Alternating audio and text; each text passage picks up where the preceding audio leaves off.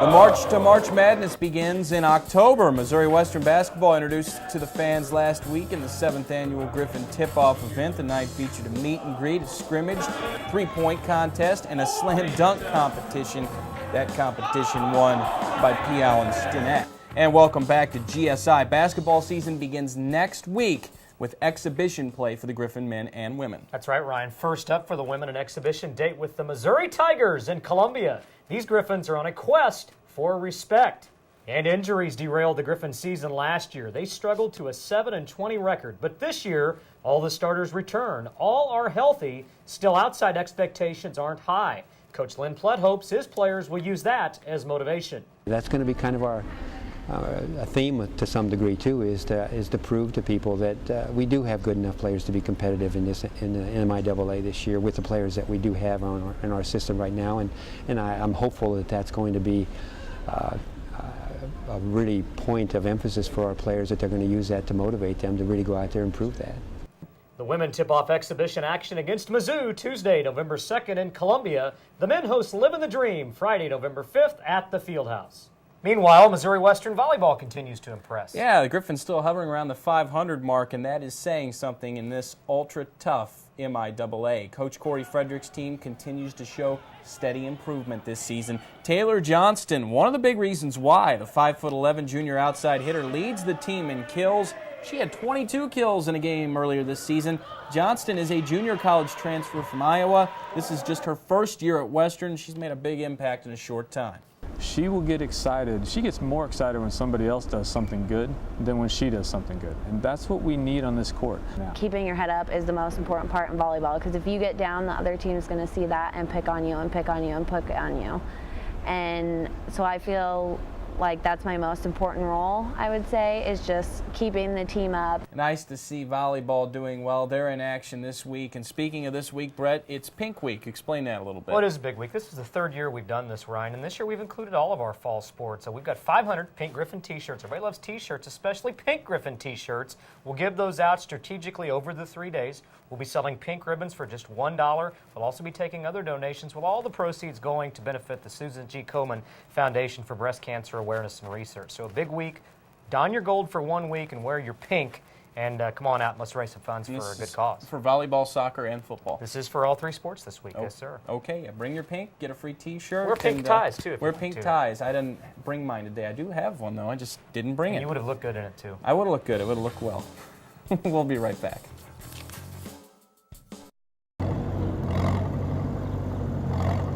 The best thing about this facility is the worst thing.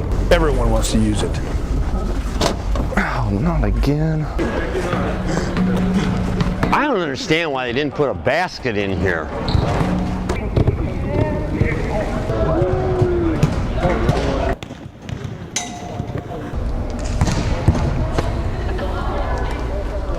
Where are the baskets in here?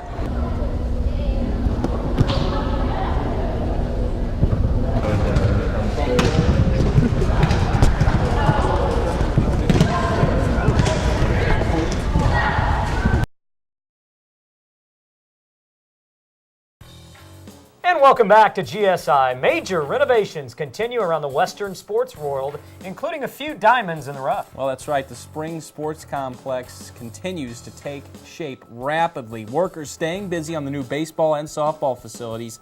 This thing looks a whole lot different than what we showed you a few weeks ago. Softball field pretty much finished. The sod's laid, dirt's down, fences up, seats in, press box is standing. Baseball field also coming along. The press box is going up behind home plate. The fence is up there, and you can see the shape of the diamond. You see the rock there. The baseball infield will be filled with artificial turf. The outfield will be sod, and we'll continue to update you in the coming weeks. We'll wrap things up when GSI returns. We'll be right back. Now time for our MENLEY Pick'em segment, Brett Easley's favorite segment because he's won it every single week. And it's hard to be me, folks. It's hard. And to see who gets to wear the Swami jacket this week, last week's winner, Eric Stoll, come on in and crown the winner. Drum roll, please, folks. Drum roll, please. It's going to be me this week. Apparently, not so fast. Not so fast, Apparently folks. not. You've got the Swami row. jacket. Again, let's check your stats from last week. Brett, you went 6-2 last week. I went 4-4. You're 22-5 overall. I'm 17-10 since we started the pick'em. So it looks like you get to wear this thing, you know, forever. I think pink eloquently goes with this jacket. It does. That might have been the only time this week where I would want him to wear that ever. Okay, let's get to it. MIAA football, Washburn at Truman this week. Who wins? You know, the neon sign blinks upset special here, but I'm not going to do that. Washburn played Northwest well last week. I think they beat Truman on the road. Yeah, I agree. Washburn wins. Fort Hays at Northwest. Fort Hays State, a team that had been playing well. They've dropped a couple in a row, and Northwest final home game in Maryville this year. Give me the Bearcats. I'll take Northwest as well. UNO at Pittsburgh State. How about that for a toss-up? Oh, boy, I tell you what. How about UNO's play for 3 quarters last week, and Pittsburgh State, nice road win. I'm taking the Gorillas in the jungle. I'm going to take UNO, but I agree that could go either way. Central Missouri at Missouri Southern. Well, I think UCM's undefeated season in the MIAA continues against Southern. They weren't an 0-5 team last week. I've always said that about Missouri Southern. We didn't play well, but UCM wins in Joplin. Yep, Central will be too much. They got a lot of momentum right now. And in the Big 12, Mizzou at Nebraska, the big one for the Big 12 week.